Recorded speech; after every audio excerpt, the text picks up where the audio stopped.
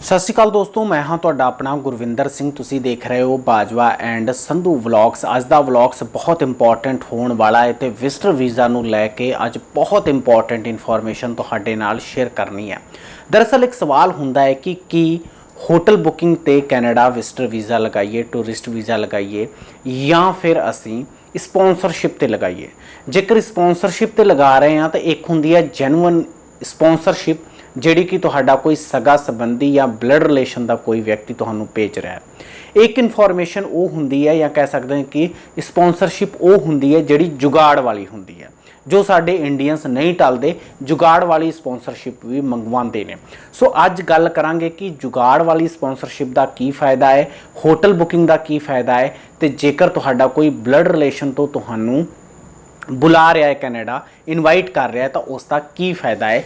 तिन्नां दे विच डिफरेंस जिहड़ा है वो भी तुहाडे नाल अज डिस्कस करांगे। जेकर पहली बार चैनल देख रहे हो तो साडे चैनल नूं सबसक्राइब जरूर कर लो। साडी कोशिश ये हुंदी है सही पूरी ते सटीक जानकारी तुहाडे तक पहुँचे। किसी भी तरह के इन्फॉर्मेटिव कंटेंट ते साडा ध्यान नहीं हुंदा, किसी भी तरह का असीं वीज़ा फाइल नहीं करते। सो इस करके साडी कोशिश यही हुंदी है कि जेन्युइन इन्फॉर्मेशन तुहाडे तक डिलीवर्ड की जाए।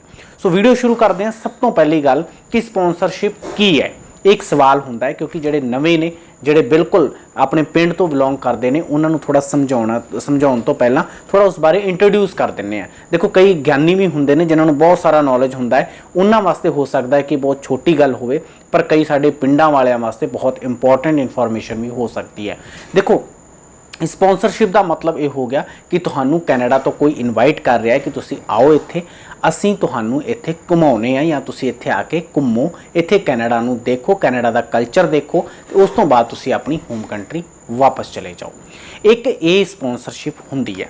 हुण स्पॉन्सरशिप कई तरीके की हुंदी है, एक जुगाड़ वाली हुंदी है तो एक जेन्युइन हुंदी है। दरअसल जेन्युइन इन्फॉर्मेशन स्पॉन्सरशिप तो वो हो गई कि जदों तुहाडा कोई रिलेटिव, जदों तुहाडा कोई ब्लड रिलेशन का तुहानू कैनेडा बुला रहा है, जदों वो तुहानू स्पॉन्सर करता है तो अक्सर की हुंदा है कि वो अपनी डिटेल्स तुहाडे नाल शेयर करता है, जिस दे विच वो अपने एकोमोडेशन की गल करता है कि तुसीं जो उत्थे जाओगे तो तुसीं कित्थे रहोगे, कित्थे खाओगे, कित्थे पीओगे, या तुहाडा टूर प्लान जिहड़ा है वो तुहाडे नाल जाके तुहानू घुमावेगा या किस तरीके नाल तुसीं कैनेडा दे विच रहना है। उस तो बाद वो अपनी बैंक डिटेल भी तुहाडे नाल शेयर कर लैंदा है, क्योंकि कई बार की हुंदा है कि वो तुहाडा खर्चा बेयर करन वास्ते तैयार हुंदा है जदों तुसीं उत्थे कैनेडा जाना हुंदा है। सो इस करके वो कहंदा है कि तुसीं कैनेडा आओगे, इत्थे आके तुहाडे सारे खर्चे मैं मैनेज करांगा, तुहानू किसी भी तरह के टेंशन लैण दी लोड़ नहीं हैगी। तो वो अपनी बैंक डिटेल्स तुहाडे नाल शेयर करता है। ये हुंदी है जेन्युइन ते स्पॉन्सरशिप वो जो उत्थे तुहाडे रिलेटिव या फिर ब्लड रिलेशन वालों भेजी गई, तो सब तो ज़्यादा फायदा इस ही स्पॉन्सरशिप का हुंदा है। उस तो बाद आउंदी है जुगाड़ वाली स्पॉन्सरशिप। दरअसल जुगाड़ वाली स्पॉन्सरशिप का मतलब यह है, क्योंकि ये मैं वर्ड इस करके लिख रहा, तुसीं कैप्शन च भी पढ़िया होना है। जुगाड़ वाली स्पॉन्सरशिप का मतलब ये हो गया, तुसीं किसी एजेंट कोल जांदे हो, उन्होंने कहंदे हो जी सानू तुसीं स्पॉन्सर करवा दो कैनेडा तो, किसी तो भी साडे तो इन्ने पैसे ले लो, या फिर जे एजेंट कोल जांदे हो विजिटर वीज़ा चाहिए, वो कहंदा जी असीं तुहानू स्पॉन्सर करवा दिंने आ, तुसीं इन्ने पैसे दे दो। वो हुंदी है जुगाड़ वाली स्पॉन्सरशिप। दरअसल जो आप जुगाड़ वाली स्पॉन्सरशिप ट्राई करते हैं या कह सकते हैं कि लैने आ, तो वह फायदा किन्ना हुंदा है वो तुहानू दस देना है। दरअसल जी जुगाड़ वाली स्पॉन्सरशिप हुंदी उस ज़्यादातर केसिस दे विच जिहड़ा भी तुहानू कैनेडा तो इनवाइट कर रहा है वो अपनी पर्सनल डिटेल बहुत ही शेयर नहीं करता, जिमें कि बैंक बैलेंस या फिर अपनी बैंक डिटेल्स वो तुहाडे नाल शेयर नहीं करता, उहदे डॉक्यूमेंट्स तुहाडे नाल शेयर नहीं करता। तो उहदी कोशिश ये हुंदी है कि तुसीं कैनेडा आओ, इत्थे आओगे तो तुसीं अपने एक्सपेंस के जरिए इत्थे घुम लिओ, साडे कोल रहिओ। सिर्फ इन्ना कोदा ये हुंदा है। कई बार जुगाड़ वाली स्पॉन्सरशिप दे विच ये लिख दिता जाता है कि तुसीं इत्थे कैनेडा आओगे, इत्थे रहन खाण पीण का खर्चा सारा तुहाडा असीं चक्कांगे, बट हुंदा की है कि वो अपना कोई भी डॉक्यूमेंट तुहाडे नाल शेयर नहीं करता। तो जदों तुसीं इत्थों फाइल लगा दिंदे हो तो फाइल दे विच तुसीं लिख दिंदे हो कि असीं कैनेडा जावांगे, सानूं जिन्ने स्पॉन्सर कीता वो साडा खर्चा चक्केगा, उहदी कोई बैंक डिटेल ही नहीं हुंदी, वीज़ा तुहाडा रिफ्यूज़ हो जाता है।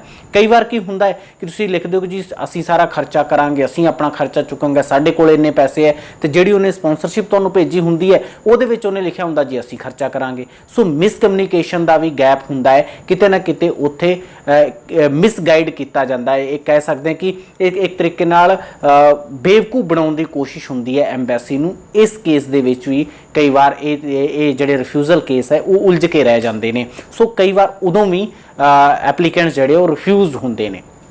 ਸੋ ਜੁਗਾੜ ਵਾਲੀ ਸਪਾਂਸਰਸ਼ਿਪ ਜਿਹੜੀ ਹੈ ਸਭ ਤੋਂ ਜ਼ਿਆਦਾ ਸਾਵਧਾਨ ਰਹਿਣ ਦੀ ਉੱਥੋਂ ਲੋੜ ਹੁੰਦੀ ਹੈ। ਸੋ ਉਹਦਾ ਫਾਇਦਾ ਕਿੰਨਾ ਕੁ ਹੁੰਦਾ ਹੈ ਉਹ ਮੈਂ ਤੁਹਾਨੂੰ ਜ਼ਰੂਰ ਦੱਸ ਦਾਂਗਾ, ਪਰ ਉਸ ਤੋਂ ਪਹਿਲਾਂ ਆਪਾਂ ਤੁਹਾਨੂੰ ਹੋਟਲ ਬੁਕਿੰਗ ਤੇ ਵਿਜ਼ਟਰ ਵੀਜ਼ੇ ਦੀ ਗੱਲ ਕਰ ਲੈਂਦੇ ਹਾਂ।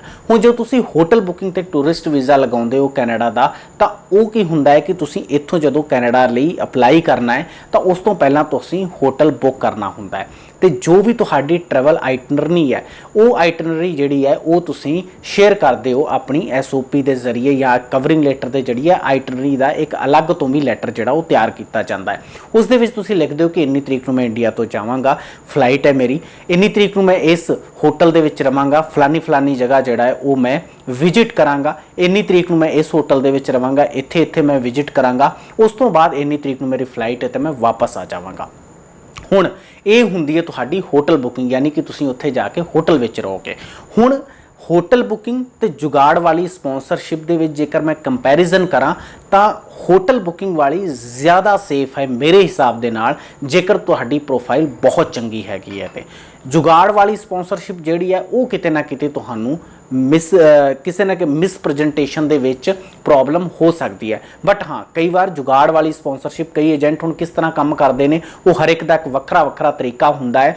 ਦੇਖੋ, ਟਲਣਾ ਤੇ ਪੰਜਾਬੀਆਂ ਨੇ ਹੈ ਨਹੀਂ, ਉਹਨਾਂ ਨੇ ਜੁਗਾੜ ਵਾਲੀ ਸਪਾਂਸਰਸ਼ਿਪ ਦੇ ਥਰੂ ਜਾਣਾ ਹੁੰਦਾ ਹੈ। ਜ਼ਿਆਦਾਤਰ ਲੋਕ ਕਹਿ ਸਕਦੇ ਆ ਕਿ ਜਿਨ੍ਹਾਂ ਦਾ ਕੋਈ ਰਿਲੇਟਿਵ ਨਹੀਂ ਹੁੰਦਾ ਉੱਥੇ, ਉਹ ਇਹ ਕੰਮ ਕਰਦੇ ਨੇ। ਬਟ ਜਦੋਂ ਵੀ ਕਰੋ ਅਵੇਅਰ ਹੋ ਕੇ ਕਰੋ। ਜੇਕਰ ਤੁਸੀਂ ਹੋਟਲ ਬੁਕਿੰਗ ਜਾਂ ਜੁਗਾੜ ਵਾਲੀ ਸਪਾਂਸਰਸ਼ਿਪ ਤੇ ਜਾ ਰਹੇ ਹੋ ਤਾਂ ਇਹ ਉਨਾ ਕੀ ਕੰਮ ਕਰਦੀ ਹੈ ਜਿੰਨਾ ਹੋਟਲ ਬੁਕਿੰਗ ਕਰਦੀ ਹੈ। ਜੇਕਰ ਤੁਹਾਨੂੰ ਉੱਥੇ ਕਿਸੇ ਨੇ ਇਨਵਾਈਟ ਕੀਤਾ, ਜੀ ਆਓ ਮੇਰੇ ਕੋਲ ਰਹੋ, ਇੱਥੋਂ ਤੁਸੀਂ ਘੁੰਮਣ ਵਾਸਤੇ ਇੱਧਰ ਉੱਧਰ ਜਾ ਸਕਦੇ ਹੋ, ਖਰਚਾ ਤੁਸੀਂ ਆਪਣਾ ਚੱਕਣਾ ਹੈ, ਤਾਂ ਇੱਕ ਹੋਟਲ ਨੂੰ ਮੈਂ ਕੰਮ ਕਰੇਗੀ, ਉਸ ਤੋਂ ਅੱਗੇ ਹੋਰ ਕੁਝ ਨਹੀਂ ਹੈਗਾ।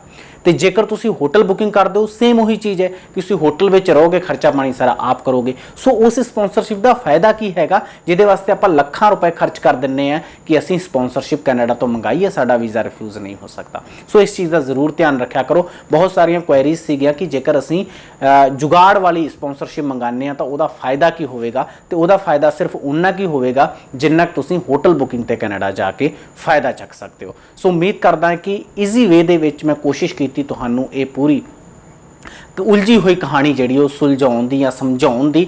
ਉਮੀਦ ਕਰਦਾ ਕਿ ਤੁਹਾਨੂੰ ਵਲੌਗ ਪਸੰਦ ਆਇਆ ਹੋਵੇਗਾ। ਜੇਕਰ ਤੁਸੀਂ ਫਸਟ ਟਾਈਮ ਸਾਡੇ ਚੈਨਲ ਨੂੰ ਦੇਖ ਰਹੇ ਹੋ, ਚੈਨਲ ਨੂੰ ਸਬਸਕ੍ਰਾਈਬ ਜ਼ਰੂਰ ਕਰੋ। ਜੇਕਰ ਤੁਹਾਡੀ ਕਿਸੇ ਤਰ੍ਹਾਂ ਦੀ ਵੀ ਕੁਐਰੀ ਹੈ ਤਾਂ ਤੁਸੀਂ ਸਾਨੂੰ WhatsApp ਦੇ ਉੱਤੇ ਅਪਾਇੰਟਮੈਂਟ ਬੁੱਕ ਕਰ ਲਓ। ਐਜ਼ ਪਰ ਅਪਾਇੰਟਮੈਂਟ ਤੁਹਾਨੂੰ ਮੈਂ ਕਾਲ ਬੈਕ ਕਰਾਂਗਾ। ਤੁਹਾਡੀ ਜੋ ਵੀ ਕੁਐਰੀ ਹੋਵੇਗੀ ਕੋਸ਼ਿਸ਼ ਕਰਾਂਗਾ ਕਿ ਉਹਨੂੰ ਸੋਲਵ ਕੀਤਾ ਜਾਵੇ। ਤੇ ਜੇਕਰ ਤੁਹਾਡੀ ਥੋੜੀ ਡਿਫਰੈਂਟ ਕੁਐਰੀ ਹੋਈ ਤੇ ਉਸ ਦੇ ਉੱਤੇ ਮੈਂ ਵੀਡੀਓ ਵੀ ਜ਼ਰੂਰ ਲੈ ਕੇ ਆਉਣਾ ਹੈ। ਸੋ ਉਮੀਦ ਕਰਦਾ ਵਲੌਗ ਪਸੰਦ ਆਇਆ ਹੋਵੇਗਾ। ਹੋਰ ਇਸ ਤਰ੍ਹਾਂ ਦੀ ਅਪਡੇਟ ਲਈ ਬਣੇ ਰਹੋ ਬਾਜਵਾ ਐਂਡ ਸੰਧੂ ਵਲੌਗਸ ਦੇ ਨਾਲ। ਸਤਿ ਸ਼੍ਰੀ ਅਕਾਲ।